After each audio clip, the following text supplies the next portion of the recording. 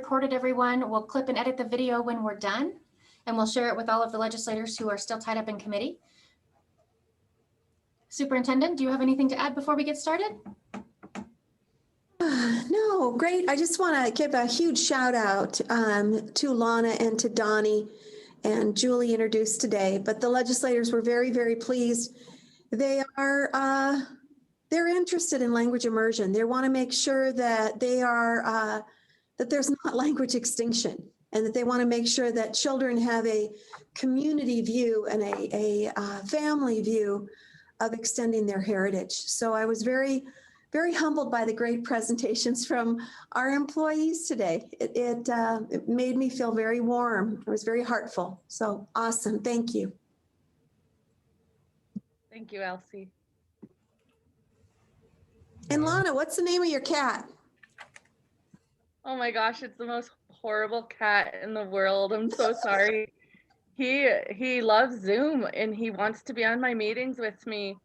And so his name, I call him Johnny Cash, but most of the time I'm calling him bad words because he's not a good cat. Oh, you were so genuine today. It was perfect. It just made me giggle, you know. He was, I don't know if you guys could even see him, but he was reaching around and attacking my ear. I didn't see any cat. Oh gosh, I was so embarrassed. Oh, that was fun. That was fun. We digress. So do we have anybody else on that, Sarah? I'm pretty excited to see We have that our one. unit. We have Director Cool, and we have Angela from the Office of the Higher Ed Commissioner. Excellent. All right, with that, Zach, would you like to share your presentation with us? You bet. Well, thanks for this opportunity, and it's good to see everybody. I'm Zach Hawkins, Director of Indian Ed for All at the Montana Office of Public Instruction. I've been here just a little over 2 years, and it's good to see my old boss, Angela, on here. I do have to say, you know, I've been on a lot of Zooms when she's on there, so I'm wondering if she's checking up on me or something. But I worked for her for Gear Up for 5 years, I guess, and started out my teaching career almost exactly 21 years ago in Hayes Lodgepole. But before I start, I'll just let my team introduce themselves. Maybe we'll start with Jennifer and then Mike and then Stephen. Hello, I'm Jennifer Statham, and I am an Indian Education for All implementation specialist. I am just past my 9th year at OPI in this position, and I feel very fortunate to do the work that I do.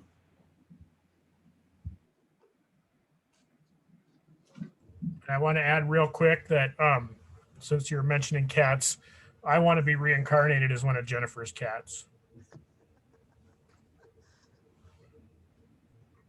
Well, hamitaki api, ampetu nino asteado. Hello, my relatives. It's a very cold day out there, but I'm glad to be here today. Mike Jetty, Spirit Lake, Dakota, and a Turtle Mountain Chippewa descendant, and work with Indian Education for All, and been with OPI 20 years. And so enjoying my time here, and been working a lot of curriculum issues and language issues and, you know, culturally relevant curriculum. So it's an honor to be here at OPI. So thanks for letting us share some stuff today. Good afternoon. I'm Stephen Morrissette from Rocky Boy, Montana. I'm currently at OPI as an Indian Ed specialist. I've been there for a little over 5 years. Been in education almost 15, going on my 15th year at the end of this school year, I guess. And just happy to be here, and thank you for inviting us. All right. Okay.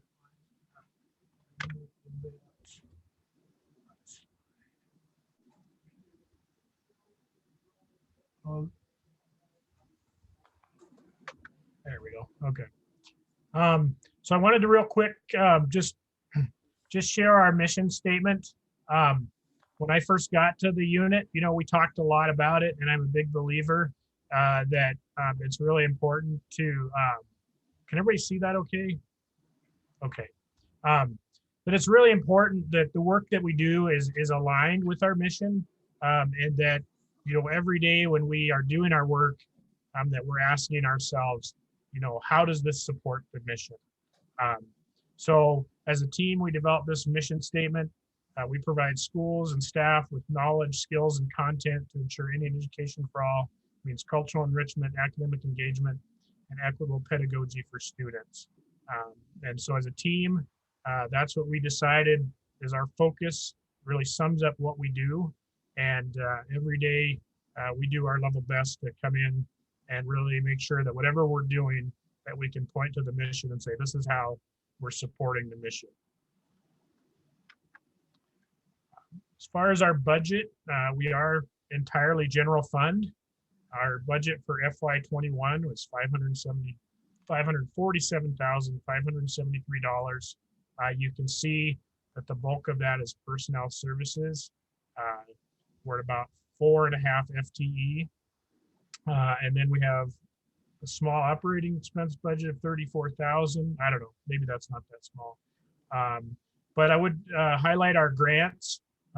We do on an annual basis usually allocate about $90,000 to $100,000 of grants, and those are kind of split between what we call RESAs, which are regional education service area professional development providers, as well as school districts.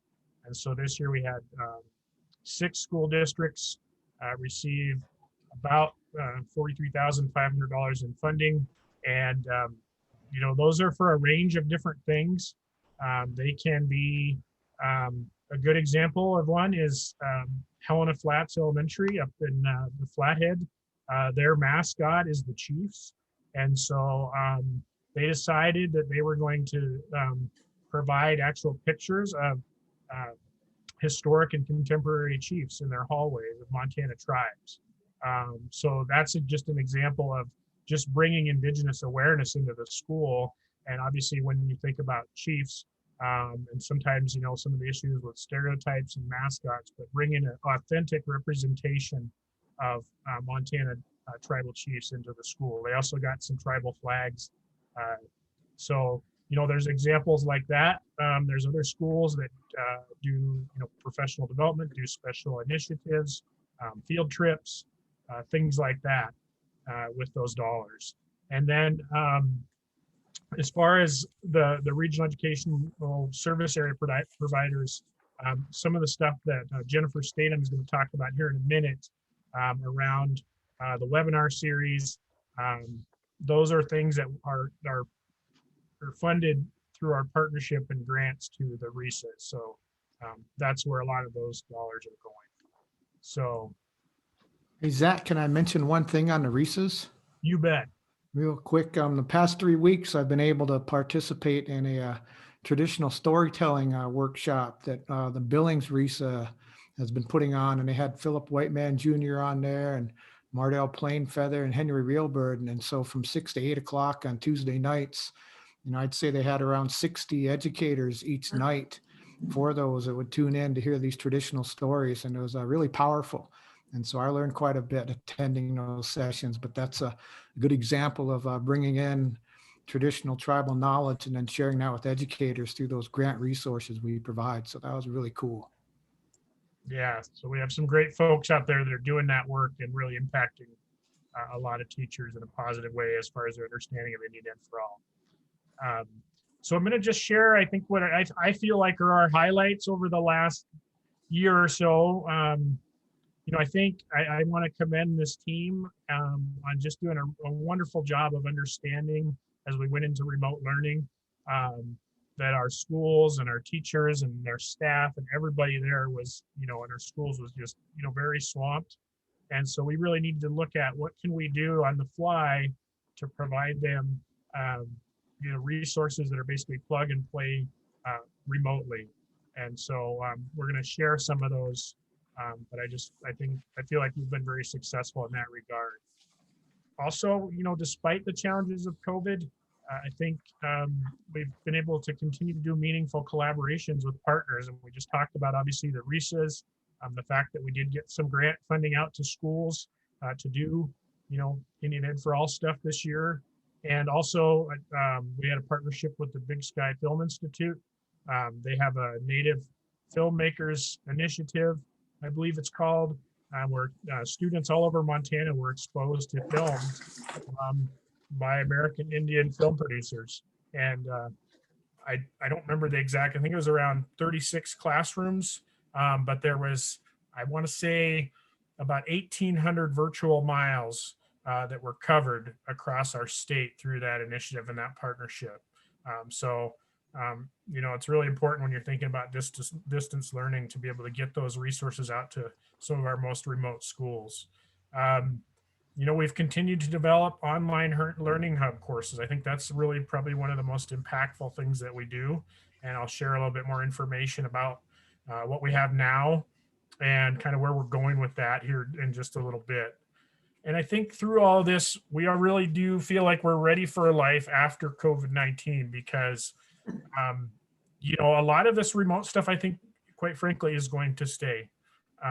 And so, you know, we all have to embrace that reality and develop our tools and our toolkit to be ready to provide quality deliverables through those mediums. And so I feel like we're well positioned for, you know, that reality and whatever those challenges become or are. So here's where I'm going to turn it over first to Jennifer Statham.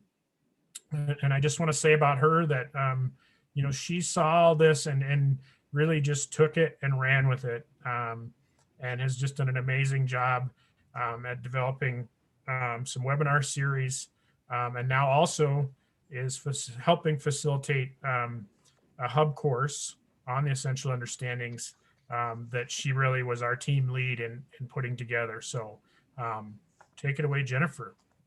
Well, thank you very much. Yeah, it is really, really exciting to the developments that have happened because we were forced to think of reaching teachers in new and impactful ways. So the first thing that we did was the Fall Unpacking the Essential Understandings webinar series. That was such a huge success. We just, the feedback from that was just phenomenal. Jordan Langford and Miranda Murray are our actual facilitators. I'm just the host, really, of the Unpacking the Essential Understanding webinars, and they just did a tremendous job, really bringing up things about, you know, biases and stereotypes and things that teachers in their feedback admitted that they hadn't really thought about before. And then we also, on January 15th, we launched our Building Your Indian Ed for All Mindset Hub course. I'm co-facilitating that with Melissa Tovas from one of our RESAs, the School Services of Montana, and Kim Quigley, who is a consultant, educational consultant with School Services. That is clipping along. We have a panel next Thursday night with 5 folks that we feature in interviews in the course, and we will actually have them live. Mike Jetty is one of them, Mandy Smoker-Broadus, Jason Valdez, Jaya King, Jordan Langford, Forster, and we're really excited. Shane Doyle will be helping to facilitate that panel. So this will give a chance for the participants to interact with tribal members from both in Montana and outside of Montana and find out more about their perspective of the essential understandings and how to integrate those with cultural responsive pedagogy. And then our series 2, we just launched February 3rd. It was that last week. It's all been kind of going very quickly here, but that is a continued success. So now that we've done it the first time, the second time around, we are really honing in on the feedback that we received from the first go around. And Jordan and Miranda, again, are the facilitators, and they're just doing a tremendous job. But one of the things that we did see from the fall webinar series in the feedback was teachers really wanted to do a deeper dive. They wanted to see examples of curriculum being implemented with Indian Ed for All, and they wanted more resources. So we put together a 6-session deeper dive workshop, and we just launched that last night. And according to the feedback, it was another tremendous success. We are doing essential Understandings 1 and 2 as the first webinar, which is why there's not 7 webinars. We thought 6 was a little bit easier for teachers to think about committing to.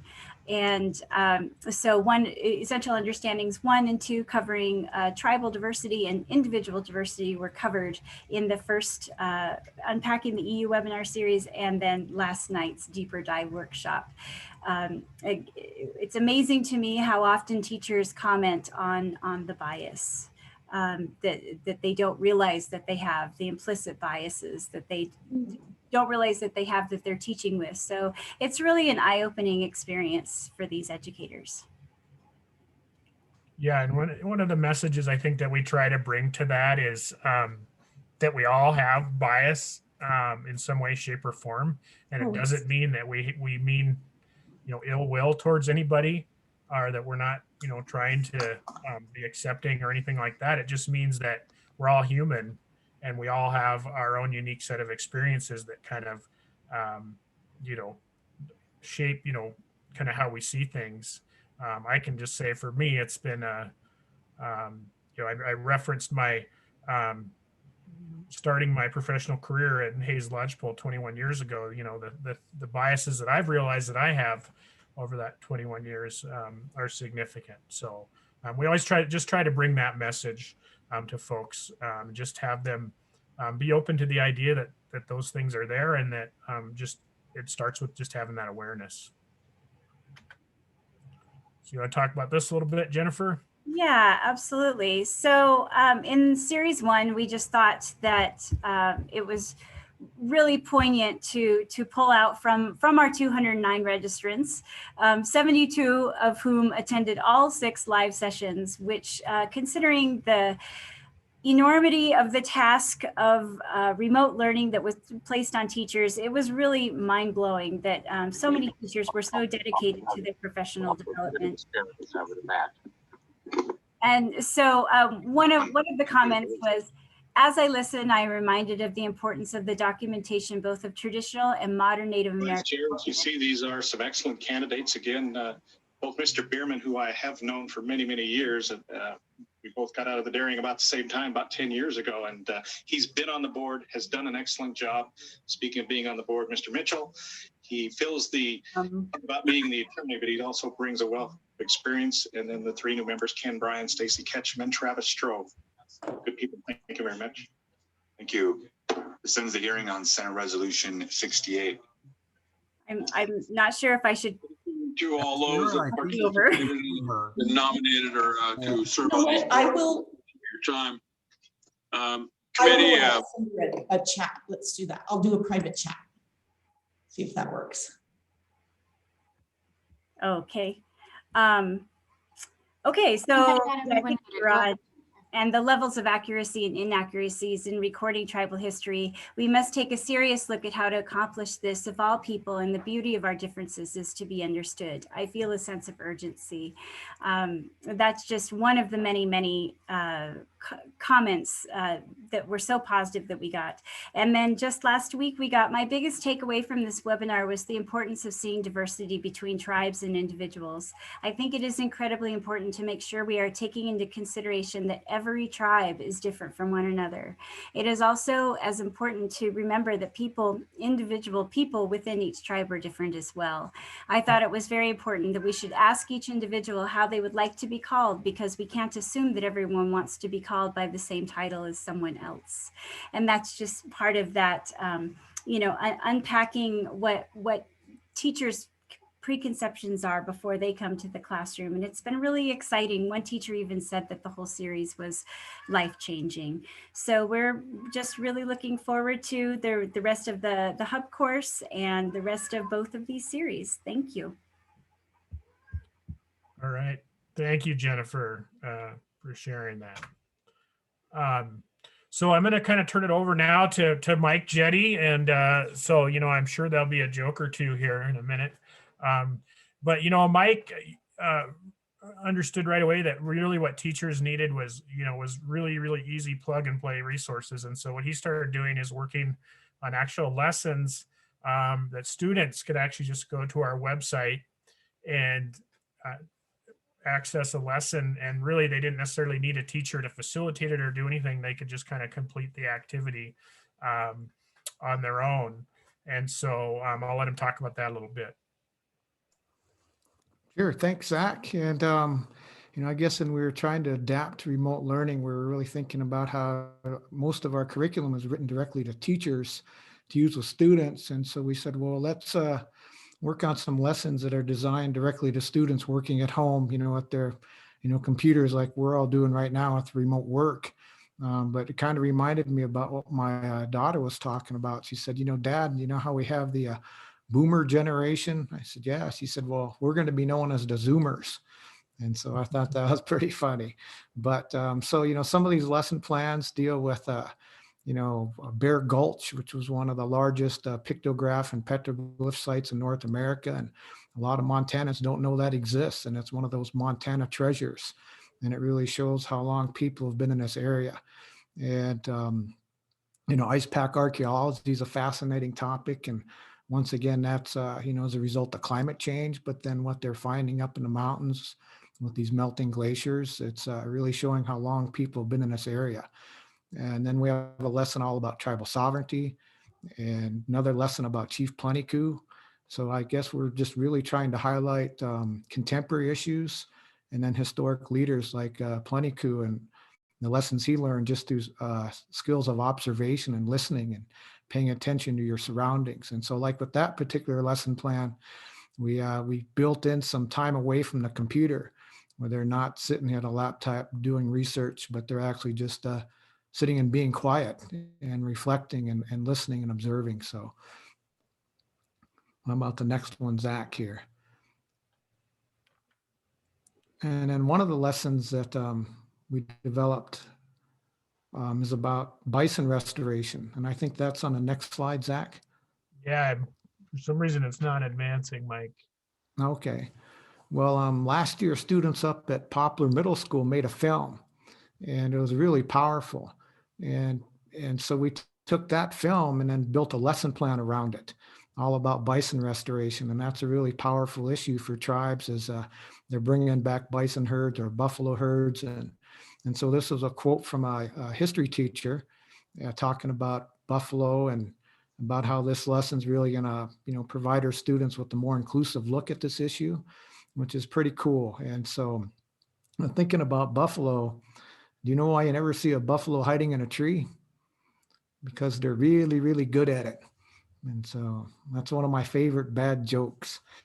But, that's, you think about buffalo restoration, it's powerful, those songs and ceremonies and traditions that are built around that and that historic, spiritual, symbolic relationship. And this past fall, Zach and I went up to the Madison Buffalo Jump and interviewed Dr. Shane Doyle, who's Crow up there giving a virtual tour of the Buffalo Jump. So that's one way we're trying to, at least provide a remote field trip that a student sitting in their living room could at least visit that Buffalo Jump and hear from a tribal expert talking about that area. And so we're trying to develop more of those kinds of resources. So, and interview I just did recently was with Aaron Bryn. He's the Crow Tribal Historic Preservation Officer talking about traditional Crow shields. And that's a really cool lesson that we're working on right now, tied into Bear Gulch, but really getting at those cultural traditions regarding shields. And then one of the images on these shields, that's a Crow shield, actually connects back to our Crow Star stories that we have on our website. So we can really connect a lot of our curriculum pieces together to, give students a good, clear picture of contemporary and historic tribal traditions and culture. So, and that's been a lot of fun to work on. And then this is a process Zach and I know Jennifer were pretty involved with, was revising our state standards. And our new social studies standards that were just adopted back in November really are powerful. We just put 3 in here. Here's the 4th grade standard for civics and government, but you can see how it says local, state, national, and tribal governments. And so we wanted to make sure that was included in there. And then if you look at this progression, by the time they're looking at 8th grade, they're talking about how global and American Indian civilizations and governments have contributed to founding documents of the U.S. And I know Zach right now is working on a lesson plan all about the Iroquois Confederacy and their contributions to our American democracy and incorporating oral traditions of the Onondaga people. And so, that's one thing about Indian Ed for All. There are so many different tribes out there across the U.S., 574, that we get to share part of some of those other tribal stories besides Montana. And I think that's really cool too. And then bringing in that voice. And then by the time that they're in high school, there's a civics and government standard where they're talking about sovereignty and how complex it is and what that means for federally recognized tribes. And so we've got current lesson plans and curriculum that talk about that.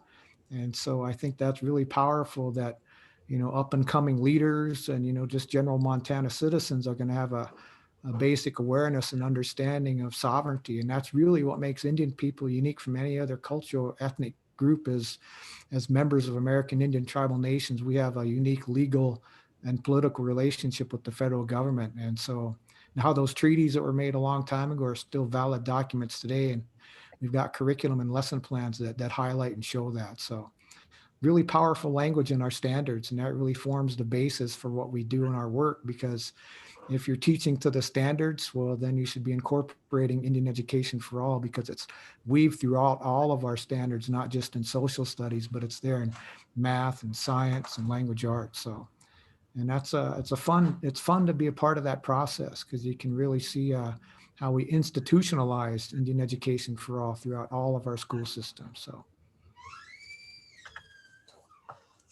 All right. Well, thank you for that, Mike. And you mentioned sovereignty. This is just a screenshot from our website right now, and I'm going to have Stephen kind of give you a little tour. So I think, we might have to give Stephen the time. Maybe I can. If we need to, I guess I can just navigate through it, and maybe Stephen can talk you through it and just kind of guide me on where to go. Might be simpler, but this is we rotate out these videos on the landing page, and this is Dr. Ray Cross talking about sovereignty, and it's pretty fascinating.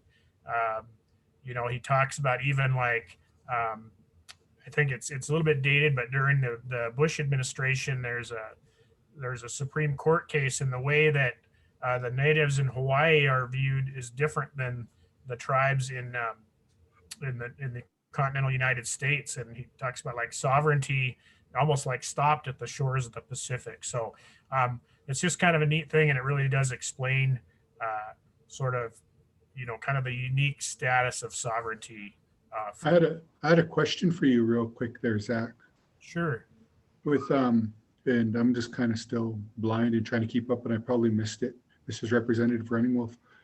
But how long is that IEFA or IFA been funded and been going on? Well, thank you, Representative Running Wolf. It's been in the Constitution obviously since 1972, and actually Mike could probably speak more to the history of it. But obviously it was around 2005, I believe, that the MCA is it 20-1-501 was passed, and I think at that point is when it was more explicitly stated that all students should be exposed to authentic content by the Montana Indians in a culturally responsive manner. I think so. So it's around 2005 and had funding for since that time, right? I'm kind of getting off subject, but I'm kind of really on something right now that I'm upset about in the whole legislative process that we've seen, that us as Native American legislators are witnessing, is this IFA program and whatnot. We have new legislators. We have 40 new legislators that are here, and I'll tell you what, I don't think not one of them know anything about Indians. That we even have 7 or 8 nations that are here, land-based reservations. We have one that's trying to establish themselves as a land base with a little shell.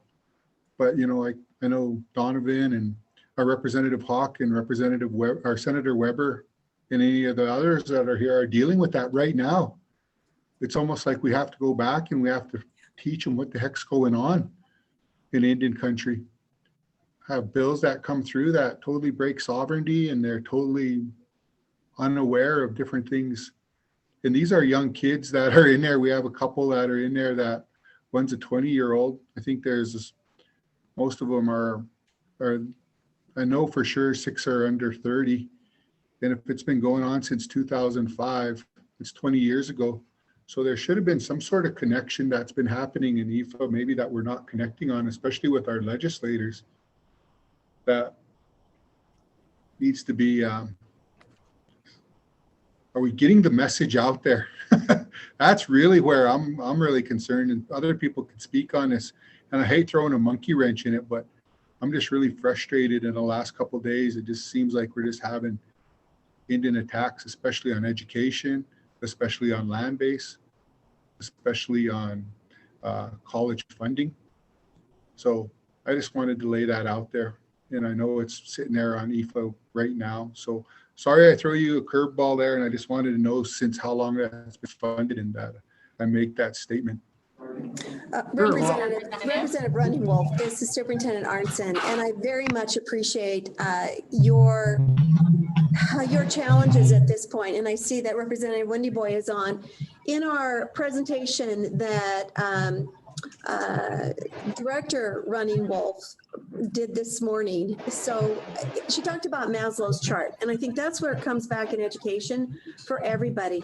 So you have to have a basic understanding of where we are before we can build any other conceptual ideas. So with you as a legislator, if there isn't that basic understanding, it's very difficult then to process to get to that pinnacle, to that point. We have been having these every week at 4. I know that it would be probably very much efficient if we could have this also with the governor's office, even though I know that there is a timeliness with it because there's a lot of information that can flow. Every 2 weeks at 7 o'clock, we also have a education caucus, and we have had this unit also share for them. And it is always in the interim that we also intersect with legislators more so and policymakers so that they know what we are doing. And just to share a little bit of history about when this payment got put into base aid, the Indian Education for All, there was a lot of challenges of what the money was being used for. And I know when we talk to Macy members that this group also embraces, it's so important that they know that the money is being directed. We have on a Teams report that we get once a year of what is happening with this dollar that goes out for students for Indian Education for All. But we can't necessarily say you shall or you must do these things. So with all the energy that Lana is putting together, Zach is putting, all these people are putting together at this point, sometimes it seems that we do start from scratch every year. And it's not just with children, it's with the adults. So I would like to offer then that we do a more educating for the legislators to let them know. We are tomorrow supposed to have a great day, supposed to be a warm day, right, Zach? And we had the rotunda. We were going to do a whole education opportunity of what is happening in how we educate all Montana on our indigenous sovereign nations. I did that. I've done that every single session since I've been in, and it was challenging because of the virus, of course, but also because of the cold weather. We were supposed to be out in the beautiful flag pavilion. But tomorrow on your desk, you're going to be receiving some things, everybody is, about what Indian Education is for all. Sarah, you got that? And, oh, sorry, Stephen, we've got sweetgrass going right through your face. I'm sorry. But what this is, it's just constant reminder trying to put things that, so if we don't tell them, we don't have a video, we don't give them an offering to come, that at least it's there. On the back are these codes then to get into what, are some of there are multiple codes on multiple opportunities that are on our website. But shouting it out all the time, because it isn't just our children who need to know. You're spot on. It's got to be those policymakers. So if you'd like to come sign some sort of a plan, work with Governor's Office, with Misty Cool, come together. I will be more than happy to supply any type of learning, any type of platform to help educate. Okay? Yes, thank you. I'm listening. I guess I wanted to say something on our website. Maybe we need to start at the groundwork if there's a lot of people that don't understand really about our Native Americans in Montana. We have a frequently asked questions, American Indians 101 fact sheet that we can share with you guys. I'll show it to you once we start looking over the website. Thank you. I see Representative Hawk, you have a question. How can I help? Thank you. Sorry for jumping on a little late here. So I guess as a freshman representative, I'm kind of listening to Tyson's words and feeling his frustrations. I'm going to be 40 here in the next few days. Scary thought, but we, being 40 years old and running into people my age that have no idea of Native culture, and they've grew up in Montana, they grew up in rural Montana, and so I don't think it's not. It hasn't been within the past few years. It hasn't been within the past 4 years. It's been going on for a long time. And so, as you say, you're starting from scratch. I think starting from scratch would be the best place to start implementing stuff to figure out where things are going wrong. And as you said, you can't tell people how to spend the money or where to spend the money, but to start thinking about that money that's going out, where is it going if it's not being put towards that? I was class of 2000. We are, it was 20 something years ago. And so it's been about 20 years now that if people that grew up in Montana that I are within my age range don't know anything about tribal nations, and they've been living in Montana for the past 40 something years, then, there's a breakdown somewhere. And I think that this would be a good time to start figuring out how to, reapproach this, starting, as you said, from scratch. And so, and I think it's just been brought to light with a lot of, Native bills that are coming up, because now these folks are scrambling to find their local Native.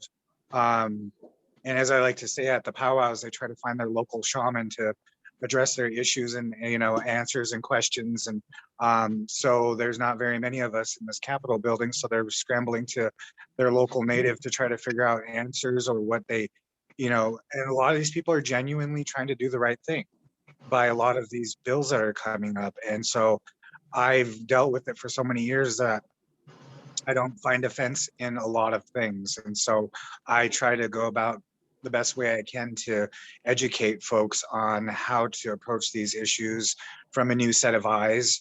But, it's stuff like that makes it very, very apparent that there's a lack of, Indian education in our school systems across the state. And like I said, it hasn't been just the past few years, it's been well over 20 years, well over, way before any of us, or before I was even around. And so I would like to figure out where I can help, rather than, just sitting here and pointing out the problems. I want to be part of the solution. And so whatever I can do to try to help give input or, just give me some marching directions, and I would love to be a part of that process. So thank you, Representative Hawk. Senator Weber. Hello, can you hear me? Okay. I just have to, I kind of echo what Representative Running Wolf and Representative Hawk was saying. I've been around a while, and we've been having these meetings with you for a while. all last year, and I tried to make every one of them. And I have to apologize. I'm the vice chair for the state Senate Ag, and so I kind of have to stick around in there.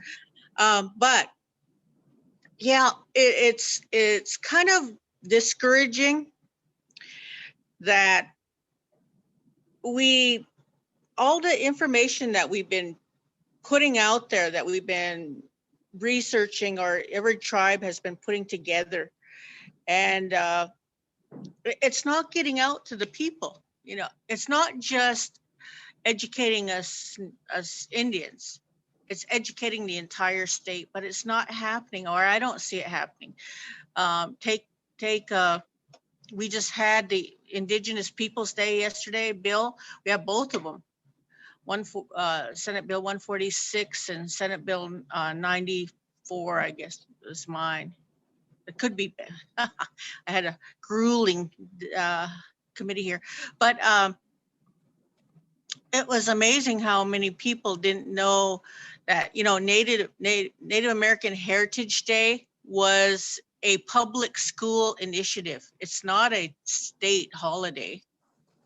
It was a public school initiative because Indian children, or Indians were left out in the textbooks, and they were left out. And, here we are, 99% Native American here and in my community. And yet it was really rare to have the textbooks have anything about Indians. The only thing they had was Columbus, but that was so distorted in itself. But I guess I just have to echo what they say, is that, what can we do? Because this ignorance of your neighbor, or who your neighbor is, it shouldn't happen. And I teach on Piikani history, or Blackfeet history, and women's studies, and all of those kind of things. But the thing is that my students only get what I have. I can provide them. They only get what I teach when they get into college. That's crazy. It should be when they start out in the school system. But anyway, that was just my take on it. But I know you're trying to do wonderful things, Elsie, and I really appreciate that. And I know you're so patient with us haranguing the system. Sorry about that. No, I Senator. wouldn't mind adding something real quick, Elsie. Yes. We have, I understand everybody's concerns, and we know we have a long ways to go. There's a lot of schools and a lot of teachers out there, but I know in my work, we've seen quite a few successes though.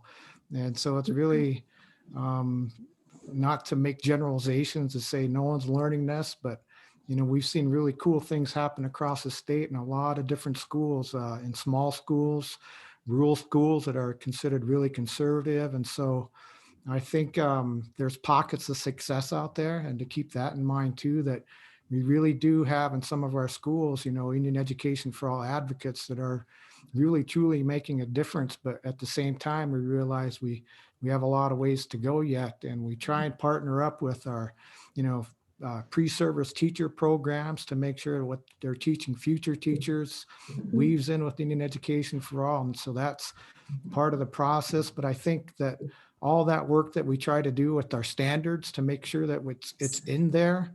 And so we can really try and hold teachers accountable to that, but then to provide them with the resources, because you can't teach what you don't know. And so I think that's that important part of professional development. But we do know it takes time, and change takes time, but there are some good things happening out there. And so just to throw that out there. Mike, thank you for your positive. I so much appreciate that, but we do have work to do. I have the governor's office on here at this point. I think there needs to be possibly a stronger partnership that we can work with Misty to make sure that voices are heard.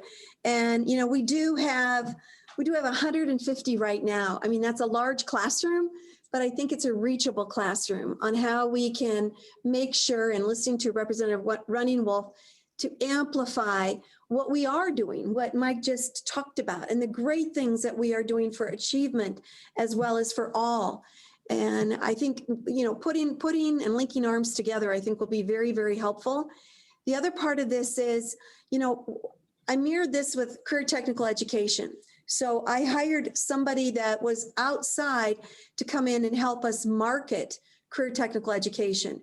Maybe what we need to do is we need to now use our great experts that are on the screen here and market to all in a methodology that's really positive, that can hit, you know, our 821 schools that we've got, and make sure that it's authentic, that it's not just, you know, running through the mill, that we really point and we scaffold lessons and doing learning. And with your help, Senator Weber, with your help, Representative Running Wolf, and with Representative Hawk, and much more, my goodness, what a team we've got. So, and I know your precious time, and you're pulled in many, many ways as legislators, but if you're willing to help us here, I think everyone on this screen would say, please.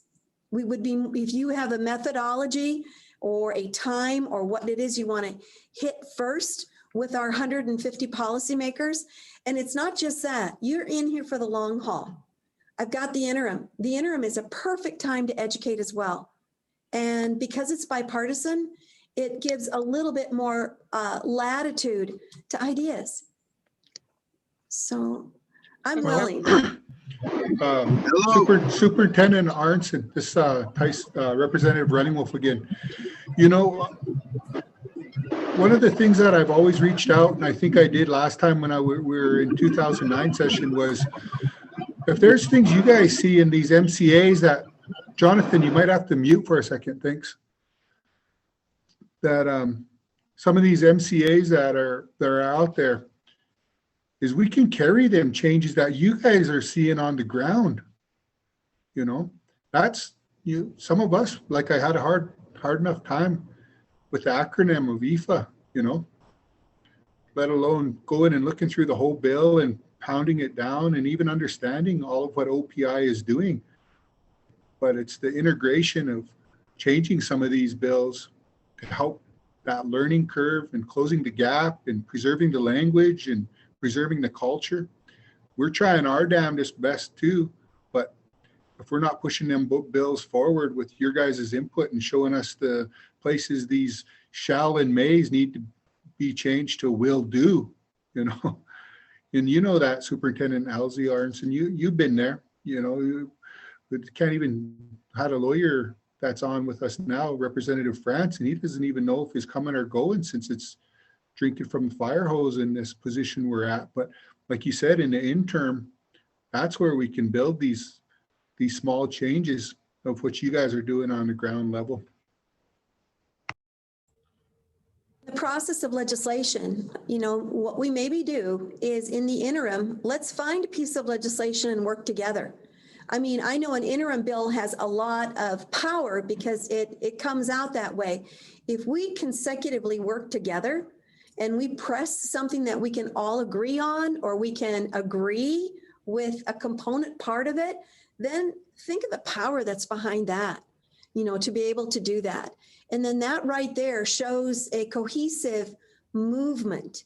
And again, you know, having those issues, like Representative Wendy Boy was, and I applaud his leadership, he forced, you know, the subcommittee to have us talk to him about what we're doing in Indian country with tribal consultation, with Donnie and with Lana, with what we are doing in the agency with data and how we're moving things forward.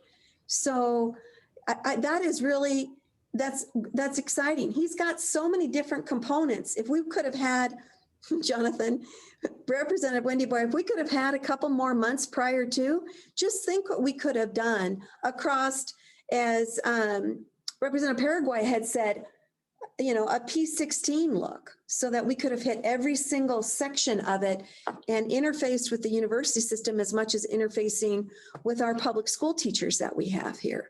So there is so much that we can do. And I know timing sometimes can be the devil.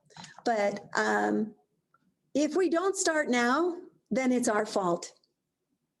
You have great people here that are so willing to work.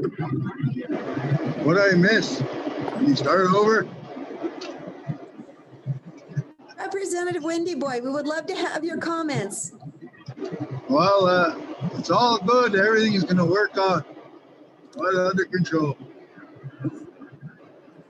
Thank you. Well, I appreciate your vision. I really do. I mean, and your Elsie, tenacity. you said earlier on a couple of weeks ago that bring it on when I said let's do it. So we're pushing through some stuff. We're doing some executive actions next week, and there's going to be some stuff. Whatever was said in the last hour, I agree. And just like I told the one person in committee yesterday, is we either need to go or get out the pot. I think we have Thank a you. question from Director Cool. Unmute. This is fantastic, and I know we're running really short on time, so I was just hoping with the last few minutes, Dr. Mergel, would you mind just quickly for the delegates explain the differences between the three different programs, the three different units at OPI that impact Indian education? Yes, absolutely, Misty. I'd be happy to.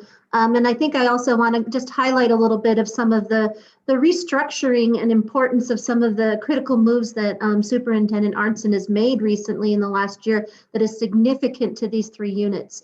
So to start off with, the IFA unit that is presented to you here today, the Indian Education for All unit, is led by Mr. Hawkins, and on his team is Mr. Jetty and Mr. Morrissette and Ms. Statham. They all work on, as Zach had shared about that mission of really, the curriculum and the resources of teaching the heritage to all students across the state of Montana, not just in Native American students. Regardless of if you're in a rural school, if you're in a AA school, if you are in a school that's near or far from a reservation, is really that piece to really enhance and teach, as we've been speaking about here, about the cultures and the richness of the traditions within our state, as well as current, as what is happening. And so that even children who live on the Crow Agency are learning about the Blackfeet as well. And so it's really a really in-depth program, and they have these essential understandings. But in the last year and a half, we've really tried to also bring the American Indian Student Achievement Unit to really kind of, distinguish these two pieces really clearly, because we also have an opportunity gap that's occurring with our Native American students as well, on and off our reservations and even in our urban schools where our students are attending, right? And we're seeing this achievement gap. And Ms. Running Wolf has shared quite often that we see this gap and it's just flatlining and it's not closing, but it's not really an achievement gap, it's an opportunity gap, because our students need access to high quality educators. They need consistent leadership from the superintendents and the principals. They need access to wellness, social, emotional, safety. They need a school that sees them authentically, right? And that they feel welcome there and a part of that and can bring about that self-actualization that we've been talking about. And so we're really wanting to be sure that we distinguish between the two. When we're talking about Indian education for all, when we're talking about American student achievement, we're talking about being sure that our American Indian students get what they deserve as their right to fulfill their full potential, and being sure that we're using whatever improvement strategies we have to support our schools to do that. And so that was a really in particular piece that Elsie's been really trying to help us really understand. Like, you can't just be doing education for all and thinking that's somehow going to capture and address this achievement gap. We've got to take this achievement gap head on, and we've got to really start to think about the strategies that we're using. And so you can see the team has been incredibly strong in the last few, I would say 8 months. I've seen them starting to really design those frameworks and really bringing forward those examples of saying, this is how we can help you be sure that the students are provided those opportunities. Then Elsie created this third position and this third unit, which I think is critical to this work. And that is the Tribal Relations and Resiliency Unit. So here we have these two units, the EFA and the ASA going, right? Okay, we're going, but you guys, we're not connecting to that bigger community. We haven't been bringing the tribal voice to the table to say, what do you want to see happening for your kids in your community? How do you think we can address the achievement gap? How do we bring your elders to the classrooms to teach the culture and to teach the language? And so we've come in, and because through ESSA, which is our Every Student Succeeds Act, our federal funding, there's a requirement for when we're working on school improvement for stakeholder involvement. We are required by federal regulation to ensure tribal consultation. And that means for us, not that we call the tribal council when we're developing our budgets or our plans at the school level and saying, hey, you know, are you okay if I submit this budget this way? And then checking a box. That's not authentic tribal consultation. That's not authentically building that community. And so she's built the third leg of the stool, if you will, which has been critical because we have these other two pieces that are coming. But if we don't get that connection to the community, we're going to miss a really incredible piece. And so that's Mr. Wetzel's team who's come along this past, I don't know, Donnie, we're getting close to a year. And so I feel like we've really, in the last year and a half, we're starting to get these three pieces to move in a really authentic way, and not to do it onto our communities, but rather to do it with them. And I think we've seen some good movement. I think you can look, we're starting to see some examples of some of the success, but we've got to build on that for our kids. I think the last thing about the unit that's really incredible under Donnie is we've had the SAMHSA grant, which helps us for substance abuse and wellness. And we have these wraparound providers that are out there providing some of these critical components for social and emotional well-being of our students, right? Now under that piece, Donnie's really bringing that in to be a part of our bigger team to say, what component does that play so that piece and that wellness for our youth, where we're keeping all of those relationships and that piece together and that wellness, that's also becoming a critical piece of our work, because we know that if we're talking about IFA or ASA, if our students aren't well and they're at risk and they're not well and they're not safe, we need to be sure that is part of our bigger plan and those opportunities that we're providing at the school door. So we want every kid to know when they walk into school within 10 feet that that's their school. We want every family member to feel that way, and we want to be out in the community. So I just wanted to share with you the distinction between those three. But I also wanted, of course, now my dog's going to get upset because I'm sure the FedEx guy is there. You're going to have to leave the room. And so Misty, thank you for the opportunity to share. I hope that captures, if you will, the distinction between the three, but also how the three come together and kind of the direction of where the superintendent is trying to really take all of these entities to move forward. If I could just add, I know we're a little bit over time. If I could just add a couple things. At first, thanks everybody for being here and for sharing. And I think Mike's right. We oftentimes end up engaging and having those experiences with the folks that really are interested. And so, but we know that there's a lot of work to be done out there.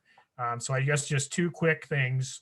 I've really tried to elevate the conversation that Indian education for all and college and career readiness go hand in hand.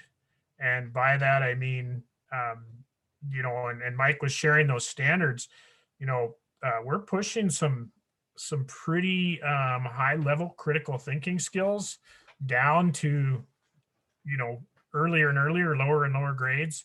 And I think, Indian education for all gives, great opportunities for students to develop critical thinking skills by looking at events from different perspectives, by having evaluating different sources of information for authenticity, for potential bias, looking at possible motive of the author, things like that.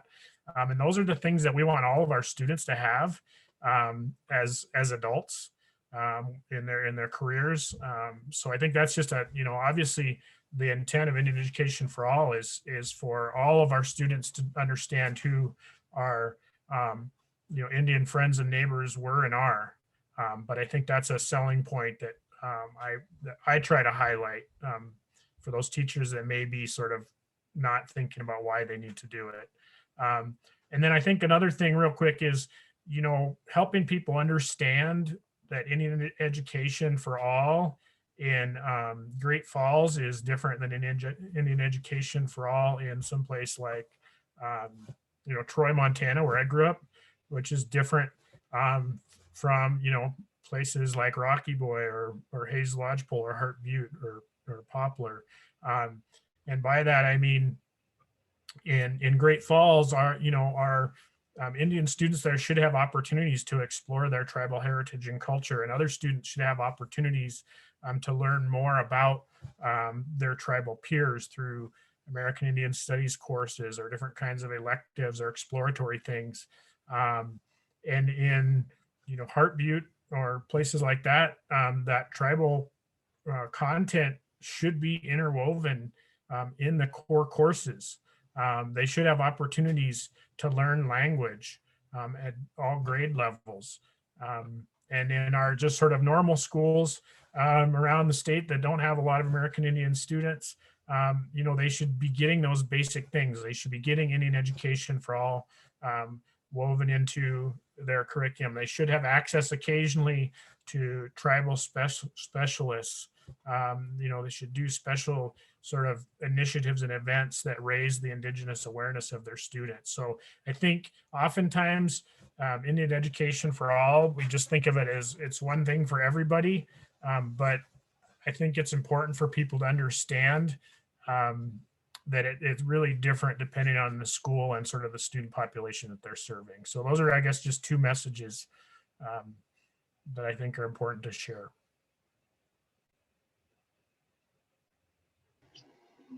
Hello. Could you hear me? Hello. Yes, go ahead, Jonathan. Hey, I just had a couple of things that I want to finish up here. I'm not sure what all was said earlier on been on the road, but what as some of you who have been in the meeting this morning, you can kind of tell and feel where the shift is going with what the direction of Indian education is concerned. And that's why I said everything's going to be good, because I can tell that what's being done now and what the presentations that were brought forward this morning by the staff, and kudos to you all, and also too, I think that whatever course material, and I agree with the speaker before me, I don't know who that was, but anyways, since 2013, all of those standardized information that was brought forth from the Indian Language Preservation Project from 13 on is downstairs at the Historical Society, and those are all stamped in approval by the tribes themselves, and I think that it's high time now that we take the dust off of that stuff and start implementing on a standardized level. And if it hasn't been done by now, and by golly, like I said, it's going to happen.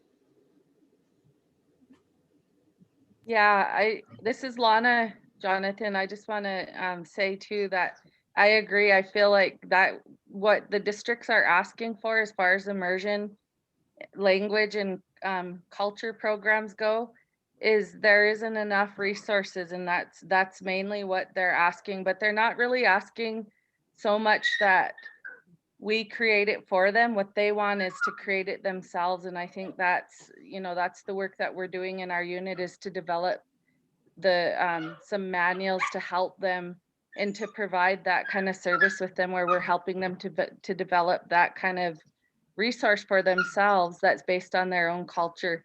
But I definitely feel like those kind of, you guys probably hear my animals now.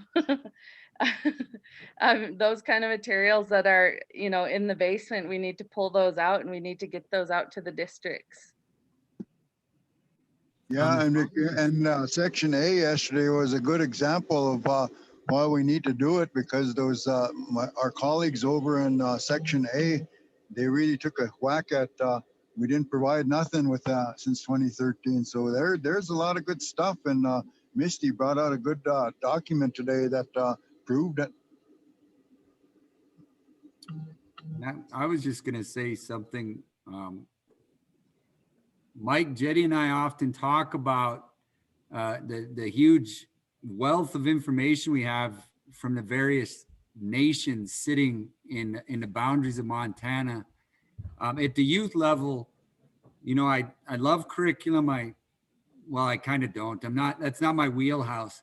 I like to bring people together. And I often say, if we start to really move in this way, we have knowledge within our elders. And why can't we offer better access to school systems that have no connection to this? Because everybody's pretty much right. They don't know what they don't know. And I think me being what some would call a breed throughout my life, I was always a bridge between the Indian and the non-Indian world. And I think having access to our elders, that's libraries in and of itself. And if we have those going to our non-native school districts, sitting face to face, meeting in these ways, we've done it with the youth. We had regional youth conferences to deal with border town racism. So I think Mike, Jetty, and I have had many long discussions on how can we offer that access in, and that could be the next step, you know. And it's simple because, boy, we have libraries all over our state of our elder knowledge, and offering that access to outsiders will only make it all worthwhile and better, you know.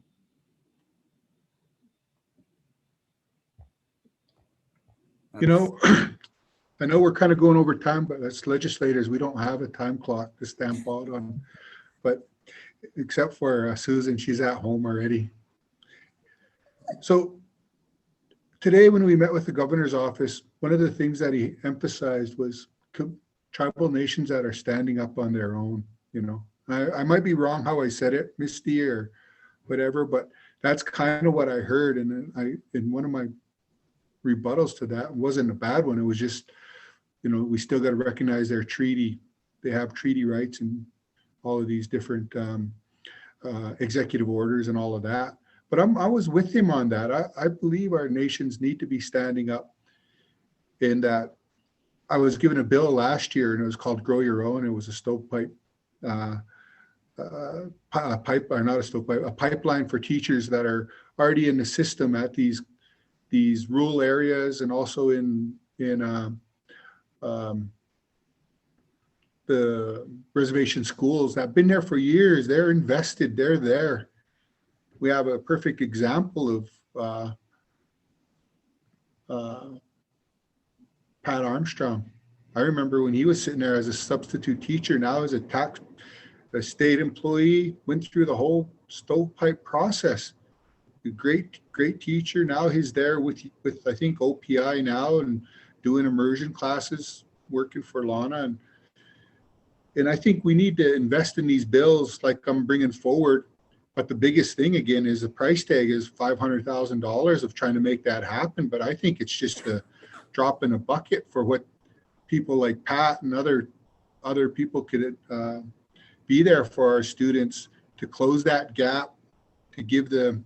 And if they decide not to stay there in that community and go off through, you know, to a border town or to another town, say in Troy, Zach, you know, that would be spreading the word just as much, you know. And if there's a way that, you know, Angela and Alzy and Misty, you know, could collaborate and push on their people to make sure that we can get this bill through, it would definitely start helping that achievement gap close. Thank you, Representative Running Wolf. And it's interesting that you mentioned that, because my sister-in-law is not through any program, but more just through a philosophy of her administrator. She's in sort of a grow your own situation right now, because you know, I mean, even rural schools like Troy and all over are having these same issues. And so I think it makes a lot of sense. Well, maybe that'd be great. You guys can come in and be proponents when I get ready to drop this bill, saying you guys have the $500,000 laying around different places. Or we can amend it to where we make it, like we said, where these tribes step up and say, we want, you know, it could be a full collaboration with Donnie Wetzel and his consultation and telling these tribes, hey, we got these grants out there, and make this pipeline project that I'm working on to where they're investing in it too. And they can come up with half, and we can grant it to these tribes that decide to step up and invest in their own communities. This is really weird. I have to say, Representative Running Wolf. But I really encourage you to talk to the Browning Public Schools and Blackfeet Community College and University of Western, because they do have that model. And I think Sharon actually works for it too, Representative Paraguay. But it's a model that, I talked about it earlier today in our presentation, that not only are they taking local people that are invested in the schools, but they're taking people that already have the language base and culture understanding base, like Pat. He's one of the graduates of that program. We were able to graduate 40 teachers in that community. And all 40 teachers had combined pedagogy in all their classes. So every course had a combined pedagogy of Indigenous pedagogy and Western pedagogy. And so when we graduated those teachers, they went right into the school system. They learned the curriculum. They were taking evening classes, and then they would go back to the school because they were working there. So they would go to school the next day. They would implement strategies that we taught them the night before. We had coaches that were part of the project, their instructional coaches that would observe them and give them feedback. And so we were able to graduate these teachers, and now they're the leaders of that public school system. So I encourage you to look at that model, because I think that you can add more to your bill to really make it strong for Indian communities and Indian teachers. The other thing I think that has been successful as well is the iLead program at MSU Bozeman. They were in 4 cohorts. Actually, several of the administrators up at Browning Public Schools are products of cohort 1 through 4. They're actually, so if there's ever any chance, it was a federal grant through that MSU Bozeman had to get more Native administrators throughout the Northwest. Maybe Montana can look at doing something like that so we can continue that iLead program, because I believe there was 110 graduates of that. I was one of them. I graduated with most recent one was the 4th cohort that we graduated. All of us graduated in 2019. I believe there was 30 in our class, and 9 of us were Native American. And so most of the Native Americans that graduated from that group, that 4th cohort, are serving our Indian schools in Montana and South Dakota and North Dakota and Wyoming. Just a thought, if you guys are looking at getting money, American Indian administrators are needed, but they're important for for Indian education to happen and for those students to see leaders in those school systems. You're spot on, Stephen. I know, Julie, we've been looking at, that leadership strand to empower, to make sure that teachers then have that same viewpoint, so that we can do a spectrum between leadership to classroom all the way down, and then embrace it within the community so that our youth are protected. And by protected, I mean by protected by a belief in themselves. And I mean, Donnie, that's exactly what you talked about today. That's what you've been bringing to the table. It is that whole child, but it's pretty much, Lana, you mentioned it. It's that they love themselves, that they understand themselves. And you talk about being so stable. If you can say that and believe that, and you're young, boy, your future is so bright. So, so bright. Well, I would love to continue more of this. You're so kind to be able to be part of this. Representatives, Senator Weber, thank you. I appreciate you taking the time to be here at this. Governor's office, Misty, if there's a way we can have more enriching conversations like that and interject with the executive branch so that we can have more of a unified voice moving forward, I would be all in on that. Their time is very precious. And I believe, as much as we're serving schools, we are as well. But we're here to serve. We will burn the candle at both ends. Tomorrow, I do know, hopefully, that I have some honor songs or prayer on the House floor. Do I? I'm hoping. Representative Yes. Wendy Boy, you're up. Did you get us approved today?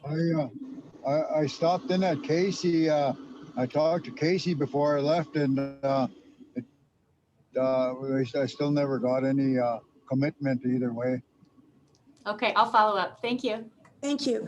If there's an impediment of somehow, and I've been working on this for quite some time. I know Zach has been working, see how we can enrich, educate, and honor at the same time through Indian Education for All, because that is a constitutional. We need to make sure that everyone understands that. But there's been a barrier that we've been coming up against. I mean, if I can work with the governor's office on this, maybe it's going to be a smoother path. So he understands where we are at. The louder our voice can be, maybe they'll hear us, is what I'm saying. So excellent. So we hope tomorrow then that there will be an honor prayer song. I was in charge of the house prayer for 3 sessions. There's a way to do this. There's a way to do this. So bring it on. Please, please. So with that, there are things in the chat box. Jennifer, you just put something up. Would you like to add any more? We were asked for the registration link, and so I was just putting up the registration link for the essential understandings. And yes, please share far and wide. I think it's very appropriate for anyone to engage with. Thank you. Stephen, thank you for your very, very thoughtful comments on leadership. Donnie, I so appreciate what you did today. And Lana, thank you. Julie, spot on with sharing exactly what our 3 pillars are that we're working on to support community support, of course, the students that are there. Zach, this was yours. Would you like closing? Sure. I was just going to say too, that's the link to our upcoming events and PD page. And as Jennifer referenced, you can register for webinars, but you can also view some of the ones that have already been done. If you want to see, what those look like and experience and see sort of I think what was really cool was like the chat feature and some of the things that were going on during the presentation and some of the reflections that people were sharing. So I would encourage everybody to check that out if they have some time. Thank you. And Mike, you're going to have the closing remarks because you need to leave us with a smile. Well, change is a process. And I guess the best thing I ever seen on change was at Kerr Agency, Montana. They used to have a little drive-through coffee shop there called Native Grounds. And I drove through there one time and the guy had a tip jar on his little table there. And it said, if you fear change, leave it here. And so, but, I think that's part of it. It's all about relationships, and anything you guys can do there at the legislative level to support us. We're all for it. Like Donnie and I were talking, we need a PR campaign for Indian Ed for All. And, Pat Armstrong was one of those guys that we highlighted, on a video, and 543 people have watched that as of today. And our We Are One video clip sharing Indigenous knowledge about relationships has 1,000 hits today. And our traditional games video has over 20,000 views. And so I think that's something that says people are interested. They're watching these messages, but I think it's just putting it out there even more. And so any ways we can support each other on that, it's all about relationships. Thank you. Thank you very much. With that, Angela, thank you for attending as well. You are just a stalwart coming. And I know because our linking in a P20, you're very important. Anything to say, Angela? I just want to thank everybody for the great conversation today. I think there are great partnerships happening between our office and the Office of Public Instruction. There are great partnerships happening between the tribal colleges and our campuses. These 2+2s are extraordinary examples of what can happen when we work well together on behalf of the students that we serve. And I just could not be more grateful for this time with all of you folks today and the opportunity to learn from all of you. Mm-hmm. Well, I thank you very much for that. Jennifer, anything to say? I need to make sure that we encapsulate everybody. I'm just really grateful for the work the legislators are doing and putting themselves out there when it is a really challenging time on many different levels. But if anyone would like to engage in further conversation about the successes, because we didn't get to our advocacy award winners, but we do have some really excellent folks out there that are doing some tremendous work. And if we can share those stories, we'd be happy to share. Excellent, excellent. Well, with that, everyone, please stay well. I thank you very much for your commitment to excellence, your commitments to, I'll call it solutions, because that's what we're doing. We are creating solutions for our youth, for our children. So with that, please all stay well, and I appreciate all that you do for great service for Montana. Thank you. We'll visit again.